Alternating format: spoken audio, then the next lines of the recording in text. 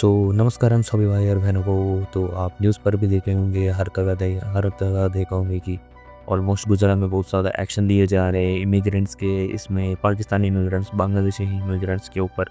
And all over the world ये बहुत बड़ा एक्शन है जो इंडिया ले रहा है। And Gujarat, specially Gujarat start किया था इसको।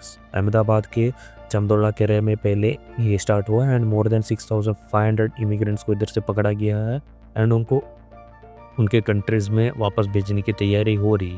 And almost all over the world और sorry all over the India implement होने जा रहा है। एंड इसका टाइमिंग है 30 डेज़ के अंदर अंदर सब कुछ उसको एक्शन में लिया जा रहा है ऑलमोस्ट, ठीक है।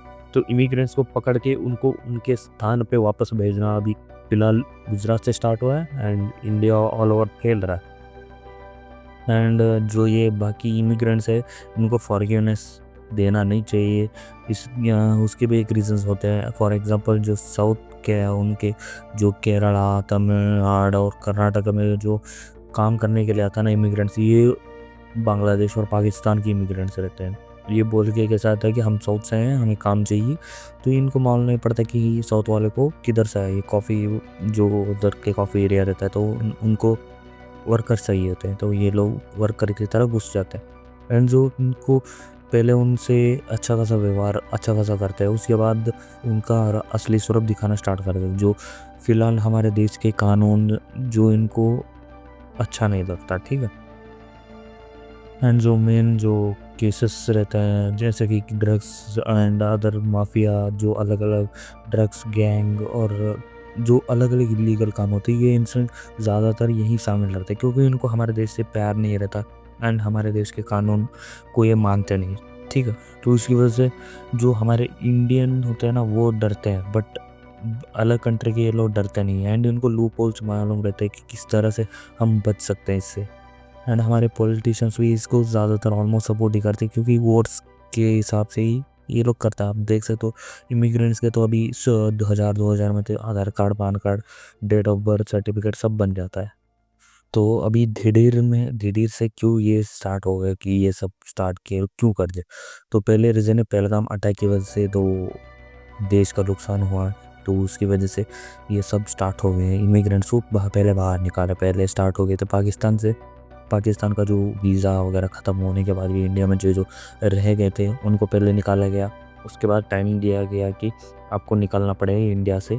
तो उसके बाद भी जो जो इधर रह गए उनको बीपीएल एपीएल कार्ड, जो जो कुछ भी इंडियन गवर्नमेंट से उनको फ्री में राशन सब कुछ मिल रहा है, वो यूज़ करते इधर बैठ गए। उनका वीज़ा ख़त्म होने के बाद भी इधर रह रहा है। तो उन जैसे लोगों को पकड़ पकड़ के इंडिया से बाहर कर रहे थे। तो इसके साथ इंडिया ने और एक बड़ा कदम उठाया, तो बाहर ही निकल रहे। तो बंगाल के जो रोहिंग्या होते हैं, रोहिंग्या और अदर अदर जो अलग रिलीजन होते हैं, तो उनको भी बंगाली लोग तो आराम से घुस के आ जाते। पाकिस्तान से मेन ऐसा नहीं होता, बट क्योंकि पाकिस्तान एरिया जो आप जानते हैं राजस्थान, गुजरात, इनमें सरकार अलग रहती है। जम्मू कश्मीर में एरिया जो अलग होती है, उधर से घुसने तक थोड़ा प्रॉब्लम होता था।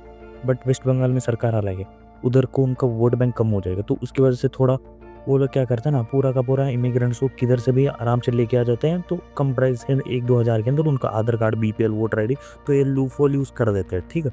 तो ये सीन हो रहा था। तो इसको सेंट्रल गवर्नमेंट ने इसको पहले से ही स्टार्ट कर दिया था, बट इतनी तादाद में कभी भी स्टार्ट नहीं किया था जिससे एक ही बार में इतने बड़े लेवल पर स्टार्ट कर दिया। एंड इसके regarding strict actions state wise लिया जा रहा है। एंड सेंट्रल से स्टेट गवर्नमेंट को आदेश दिए जा रहे हैं कि अलग अलग स्टेट होम मिनिस्ट्री को, उधर के सीएम को, एंड अलग अलग उनको ऑर्डर दिया जा रहा है कि स्ट्रिक्ट एक्शन लेना चाहिए, अरेस्ट एरियाज बनाना चाहिए। एंड जो उनके खुद के एरियाज बना के रह रहे, फॉर एग्जांपल बांग्लादेश उनका खुद का बंगाली एरिया या फिर खुद का एरिया बना के रह रहे थे, क्योंकि उनका एरिया होने से क्या होता था ना, उनको एग्जीक्यूट करने या फिर कोई भी बंदा आके कुछ में नहीं कर सकता। तो उनका खुद का एरिया होता है। तो अभी डॉक्यूमेंटेशन, अभी सेंट्रल गवर्नमेंट ने बोला कि उस तरह एरिया में जाओ, उनका डॉक्यूमेंटेशन करो। वो डॉक्यूमेंटेशन आधार कार्ड हुआ, पान कार्ड हुआ, या फिर उनका अभी आधार कार्ड पान कार्ड तो ईजिली बन जाता। तो उनका पहले ऐसा हिस्ट्री देखो, उनका किधर के हैं, किधर के लोग हैं, पहले इधर रह रहे हैं या फिर कितने सालों से जगह है, कितने सालों से इनका दादा परदादा, वेरिफिकेशन करो। तो ये लोग इंडियन है तो उनको इधर रहने के लिए जगह दो, सब कुछ दो। बाई मिस्टेक इंडियन नहीं है तो इनको अरेस्ट करो, अरेस्ट वारंट अरेस्ट लो, उसके बाद इनका ठीक से वेरीफाई करके कौन से देश है इनको बैक करो। एंड इस सब के लिए टाइम दिया हुआ सिर्फ 30 दिन। एंड इसके लिए एक extra STF special task force भी क्रिएट किया गया है। एंड इस टास्क फोर्स के तहत सिर्फ 30 दिन इनको दिया हुआ है। पहले से भी, पहले आप देख सकते थे, पहले भी चलता था, बट इतनी तादाद में या फिर इतने स्पेशल ऑर्डर में कभी नहीं चलता था, क्योंकि इतना ध्यान ही नहीं देता था, या फिर कुछ पॉलिटिकल इश्यूज़ की वजह से कोई भी इतना ध्यान नहीं देता। समझो कि कोई BJP ने ऑर्डर कर दिया तो कांग्रेस ने मना कर दिया था, फिर कांग्रेस ने कुछ बोल दिया तो BJP मना कर देता था। इस तरह पॉलिटिकल हो जाते थे। अभी ये अटैक होने के बाद तो थोड़ा स्ट्रिक्ट एक्शन लिया जा रहा है एंड कोई भी कुछ भी ज़्यादा बोल नहीं रहा, क्योंकि इमिग्रेंट्स को पहले बाहर निकालना है। तो इसकी वजह से 30 दिन का टाइम दिया गया है। एंड स्पेशली हम ट्रैक करते हैं, मैं कर्नाटक में रहता हूँ, तो मैं कर्नाटक में जो डिटेल वाइज मैं बता रहा हूँ ना, तो 1 लाख के ऊपर इमिग्रेंट्स अभी दिखाई दे रहे हैं। तो ऑल ओवर इंडिया जब देखा रहा है, करोड़ों में मिल रहा है, समझ लो करोड़ों में। करोड़ का समझ सकते हो, बाई मिस्टेक कुछ भी होता है ना, एक बंदा बस है यार एक एरिया को उड़ाने के लिए, तो करोड़ों में इनका तादाद पूरे देश में पकड़ा जा रहा है। तो सावधान रहिए, आपको कोई भी ऐसा, मतलब ये स्पेशल आप इंडियन लोगों के लिए जो इस तरह के वीडियोस देख रहे हैं ना, मेरा जो पहले सब्सक्राइब कर दीजिए। हम आपके एरिया में कोई इस तरह बंदा है जो जो दिखने में अलग तरह से काम करता है पर कुछ अभी नया नया, तो प्लीज़ आप पुलिस को इन्फॉर्म कर दीजिए, तो वो आके वेरिफिकेशन करके जा सकती है। ठीक है, आप कोई भी एक्शन ना लो, पुलिस को ही लेने दो। ठीक है, तो इस तरह आप कर सकते हो। तो मैं इस डिटेल वाइज में बताना चाह रहा हूँ कि ये लोग कैसे आते हैं इस एरिया में। तो ये लोग पहले घुसते हैं वेस्ट बंगाल की जो रोहिंग्या, म्यांमार, इस एरिया से ये लोग घुसते हैं। ये लोग ऐसे इजीली घुस नहीं पाते, क्योंकि इनको एरिया मालूम नहीं रहता किधर से, कौन से एरिया से, तो इन लोगों के ईजिली घुसने नहीं होता। तो ये लोग कांटेक्ट करते हैं ब्रोकर्स को।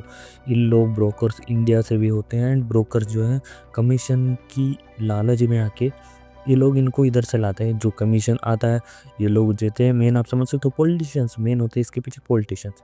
एंड घुसने के बाद वो करते हैं लेबर की जैसा काम, मतलब लेबर, समझो कि वो घुसने के बाद क्या कर सकते हैं। पहले तो उनको ITBT तो नहीं दे सकते, या फिर बड़े बड़े काम तो नहीं दे सकते, उनको लेके जाते लेबर्स के फॉर्म में। तो ये लेबर्स अपर साइड में, तो मतलब नॉर्थ में नहीं घुस सकते, क्योंकि नॉर्थ में तो पहले उसमें नॉर्मल चलता रहता है, उसमें थोड़ा लेबर्स उनका ये हो जाता है। तो ये जाते हैं साउथ में। South for example Kerala, Bengaluru, ये बेंगलुरु में जाता है ना, बिल्डिंग कंस्ट्रक्शंस के काम बहुत मिल जाता है। तो ये घुसते हैं लोकल एड्स बन के, उधर के लोकल एड्स के। बेंगलुरु में आप जाकर देख सकते हो कंस्ट्रक्शन कंटिन्यू होता रहता है, तो उनको कम प्राइस में लेबर चाहिए तो इनको ये हायर करवा लेते हैं। ये समझ सकते हैं, ये असम या फिर ऊपर के जो एरिया, बिहार, असम, इन जैसे एरिया से ये लोग आए हैं बोल के समझ लेते हैं, एंड इनको उनके काम में लेके रख लिया जाता है विदाउट वेरिफिकेशन। तो थोड़े दिन के बाद इनका fake Aadhaar card, identity card, BPL, EPL card सब बना दिया जाता है। बनाने वाले कौन? हमारे खुद पॉलिटिशियन, में नाम नहीं बात लेना चाहूँगा, तो शर्म आती है यार, क्या करें। तो फिर इनको फेक वोटर ID एंड इसके साथ तो आधार कार्ड सब मिल जाता है, इनका घर भी दिया जाता है, इनके एरिया खुद बनाया जाता है, क्योंकि वोट चाहिए। ये दुनिया, ये इनका मेन चल रहा है वोट की वजह से। मेरा वोट, एक वोट का कीमत बहुत ज़्यादा है। आपने भी देखा होगा, वोट के पैसे दे के सब वो आ जाता है। बाई मिस्टेक अभी क्या होता है, एक एरिया में लोग एक पक्ष को ही मतलब सपोर्ट करते हैं, बट उस तरह सपोर्ट के एरिया में आप जीत नहीं सकते। तो आपको क्या करना पड़ता है, लोगों को बुला के लेके वोट देना पड़ता है। तो उन बुला के लेके आने से क्या होता है, फॉर एग्जांपल वेस्ट बंगाल में आप समझ सकते हो, ममता जी इस तरह कैसे जी सकती है। समझ रहे हो, कौन अच्छा खासा दिमाग चलाता तो वो समझ लेता। ठीक है, इसमें पॉलिटिकल किसी का भी नहीं ले रहा हूँ, ठीक है, एंड डिटेल वाइज कुछ भी नहीं बता, सिर्फ बता रहा हूँ किस तरह जी सकते हैं। तो हमारे बहुत सारे पॉलिटिशियंस लोग हैं, ठीक है, वो इस तरह करते हैं। मैं ममता जी को ही टारगेट नहीं कर रहा हूँ, बता रहा हूँ कि इस तरह हो सकता है। वोटर ID बनवाते हैं तो उनसे सपोर्ट लेते हैं, तो सपोर्ट लेके वो क्या करता ना, इधर लोकल लीड्स को पकड़ लेते हैं। लोकल लीड्स वो लोकल बन के रह जाते हैं। तो क्या हो जाता है ना, पहले लोकल जैसे अच्छा सा उनका संबंध बना जाता है, अच्छा खासा रिश्तेदारी सब समझ जाता है। जब उनका तादाद बढ़ जाता है तो वो खुद लोकल लीड्स पे ही मतलब प्रेशर बनाना स्टार्ट करते हैं, क्योंकि उनका तो पॉलिटिकल पावर होता है।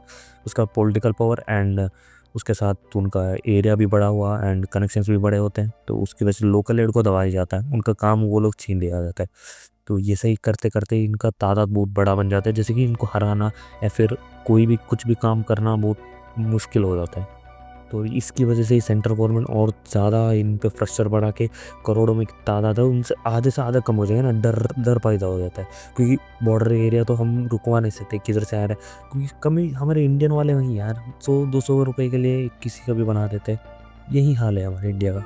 एंड थोड़े दिनों में अंदर नहीं बोल सकती कि खुद इमिग्रेंट्स इलेक्शन रुक के भी जीत सकते हैं, क्योंकि इनका तादाद बहुत इंक्रीज होते जा रहा है, कोई भी इनसे एक्शन नहीं लिया जा रहा था। तो इसकी वजह से सेंट्रल गवर्नमेंट खुद इस पे घुस के एंड एसटीएफ भी फॉर्म कर चुका है, 30 दिन का टाइम दे दिया। तो आपको ये वीडियो किस तरह अच्छा लगा तो कमेंट बॉक्स में बता दीजिए, एक सब्सक्राइब है, एक और लाइक दे दिया तो हमको अच्छा रहे। तो आज के लिए इतना ही, बढ़िया, धन्यवाद।